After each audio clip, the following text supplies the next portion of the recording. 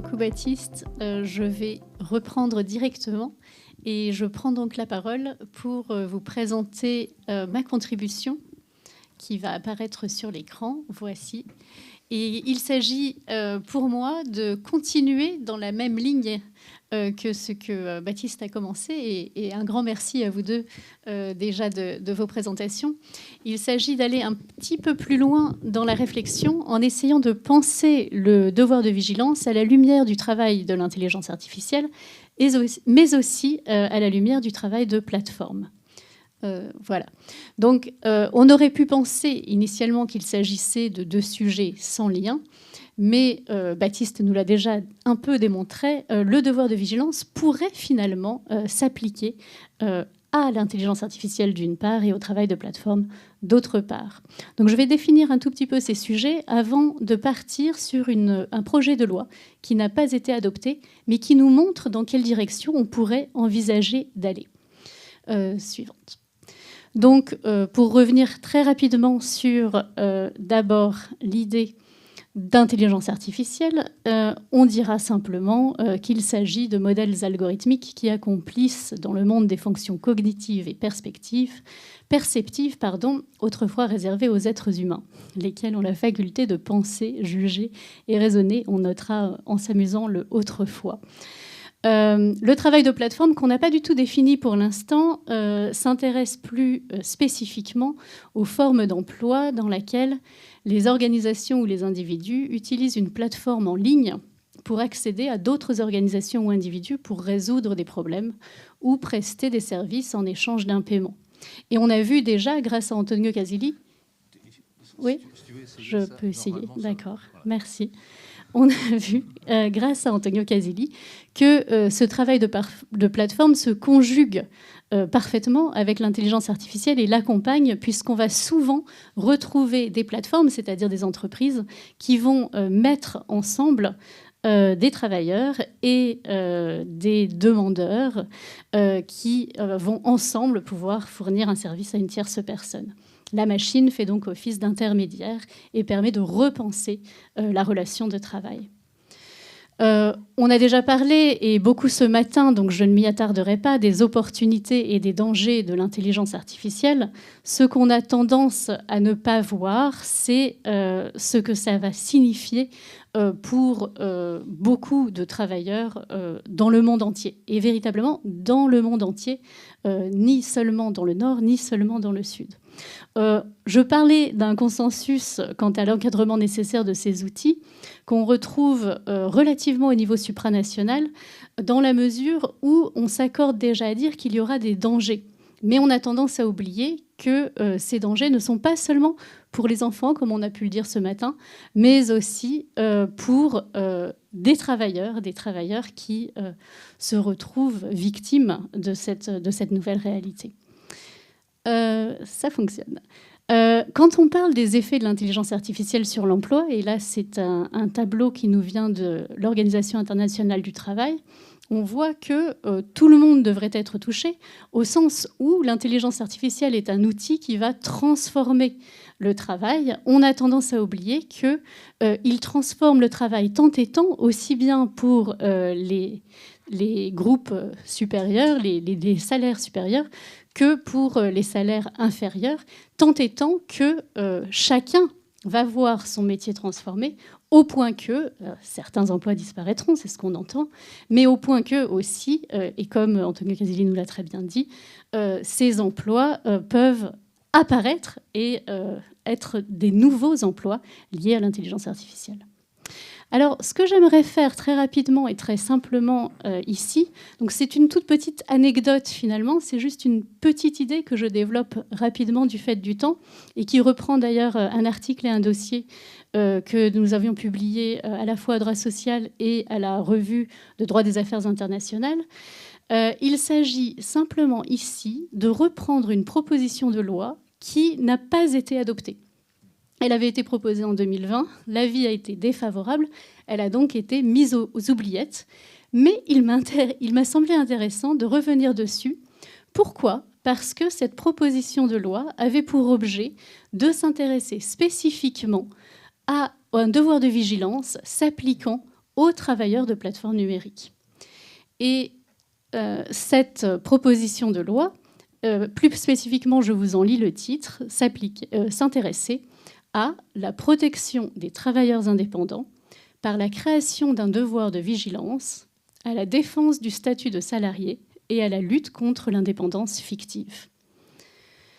Alors, la question est très simple. Peut-on repenser le devoir de vigilance à la lumière du travail de l'intelligence artificielle et des plateformes? Donc, comme vous le voyez ici, l'angle est un tout petit peu différent de celui que Baptiste Delmas nous a proposé, puisqu'il ne s'agit plus d'utiliser la loi de 2017, qui est la loi française de 2017. Il ne s'agit pas non plus d'aller rechercher les différentes chaînes de production.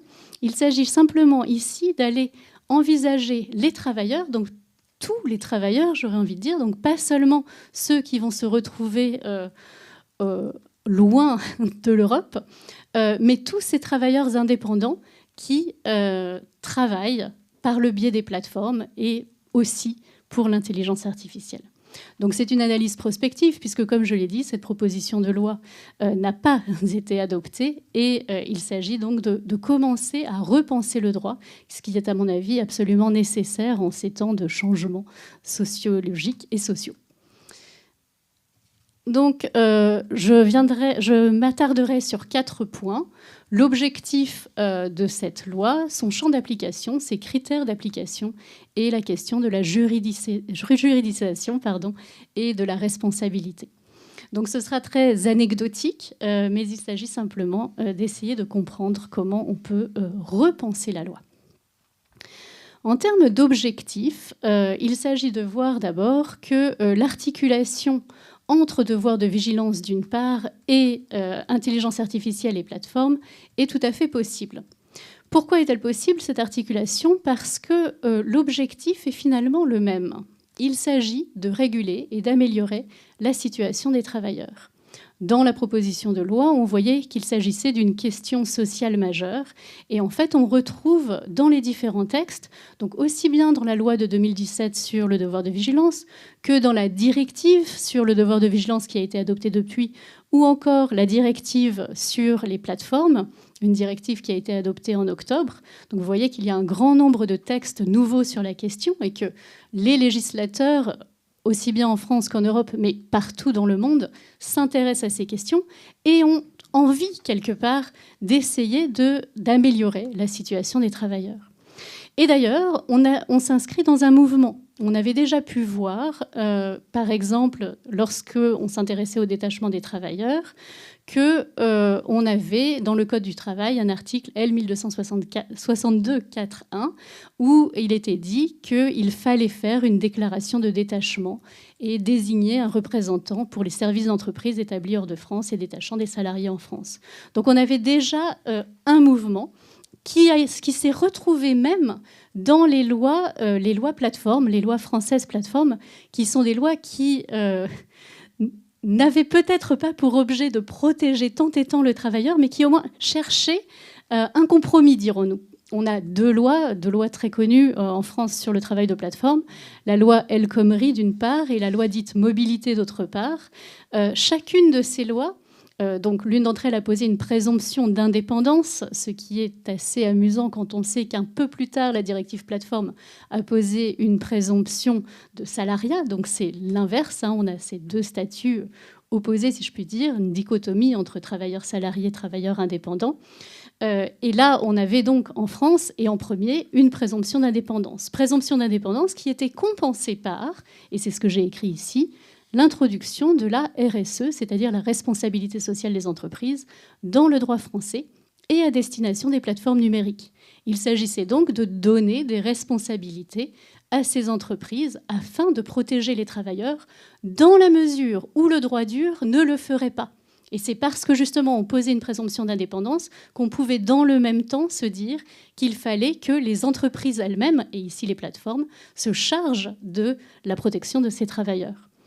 De la même façon, la loi dite mobilité de 2019 pose la possibilité de rédiger des chartes déterminant les conditions et modalités d'exercice de sa responsabilité sociale. Et ici, on retrouve à nouveau la responsabilité sociale qui définit les droits et obligations des entreprises ainsi que ceux des travailleurs avec lesquels elle est en relation.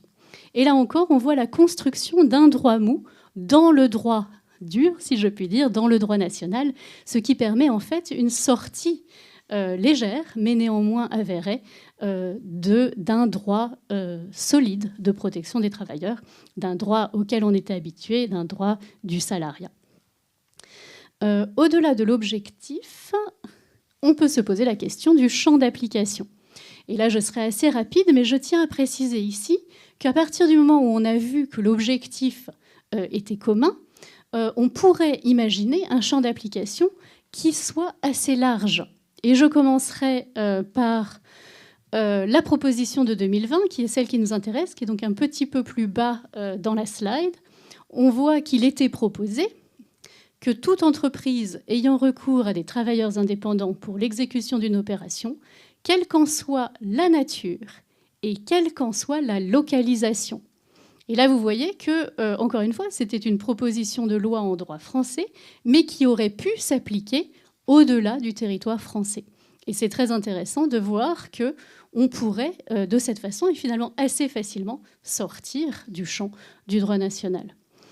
De la même façon, on notera que la directive plateforme d'octobre 2024 précise que la présente directive s'applique aux plateformes de travail numérique organisant le travail via une plateforme exécutée dans l'Union, quel que soit leur lieu d'établissement ou le droit par ailleurs applicable. Et là encore, on voit qu'on a une directive qui pourrait s'appliquer très largement. Encore faudra-t-il voir comment elle sera transposée, puisque on sait que toutes les directives doivent être transposées par les États membres. Et là, on est dans la période de transposition, donc nous verrons ce que cela pourra donner à terme.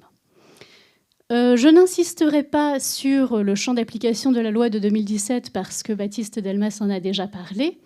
On voyait simplement et de façon très large qu'on avait des seuils qui apparaissaient aussi bien donc dans cette loi qu'on retrouvera aussi dans la directive vigilance. Il s'agit à ce moment-là de voir que seules les très grandes entreprises sont visées. Ce n'était pas le cas dans la proposition de 2020 qui pouvait s'appliquer aussi à des plus petites entreprises, à des plus petites plateformes. Et donc on notait deux opérations assez notables. On était passé dans la proposition de 2020 d'un champ international, puisque le devoir de vigilance a vocation d'habitude à s'appliquer en dehors des frontières du pays, à un champ national.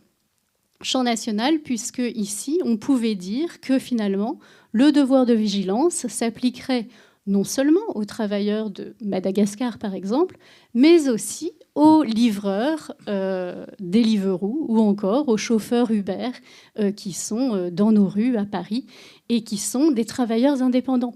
Puisque finalement, on reconnaissait une chaîne entre une grande entreprise, une plateforme et un ou des travailleurs indépendants et même parfois encore une catégorie intermédiaire.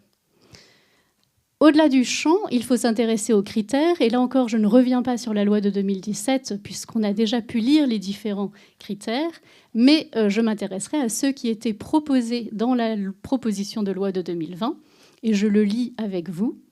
Il s'agit d'une obligation de vigilance consistant à identifier les risques, à prévenir les atteintes graves, donc là c'est vraiment comme la loi de 2017, envers les droits humains et les libertés fondamentales, la santé et la sécurité des personnes, donc là aussi on retrouve ce qu'on avait déjà avant, ainsi que l'environnement, consécutif à l'exécution de cette opération, et à garantir, et là c'est un ajout, une rémunération décente et juste au regard de la nature de la prestation ou du temps pendant lequel le travailleur est à la disposition de l'entreprise.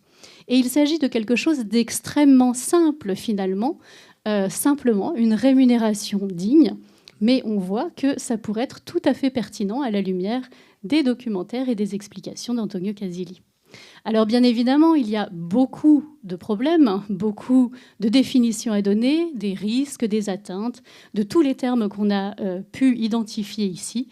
Mais néanmoins, il me semble qu'il y a des pistes intéressantes. Le dernier avantage, et j'en terminerai par là, c'est la juridicisation d'obligations de protection des travailleurs à la charge de la plateforme multinationale. Il s'agit d'un atout dans un cadre international de droit mou, et cela avait déjà été bien identifié quand on parlait de RSE, quand on parlait de devoir de vigilance, même dans les années 70. S'agit-il d'un moins-disant dans un cadre national de droit dur ? Jusqu'à présent, on avait tendance à penser que la législation nationale, le droit interne, était plus protecteur. Mais la question est posée. Et aujourd'hui, on peut se demander s'il s'agit d'un moins-disant ou au contraire d'un atout, puisque ces travailleurs auront finalement besoin d'une protection particulière. En termes de responsabilité, on notera encore la proposition de la loi de 2020. Le manquement aux obligations oblige son auteur à réparer, tout simplement, le dommage que l'exécution de ces obligations aurait permis d'éviter. En conclusion, on notera que le devoir de vigilance peut être un nouveau fer de lance de la protection des travailleurs des plateformes et de l'intelligence artificielle, ou encore aussi une dilution des obligations des entreprises, ou encore un guide d'interprétation. Tout dépendra de la volonté politique d'utilisation des instruments juridiques. Je vous remercie.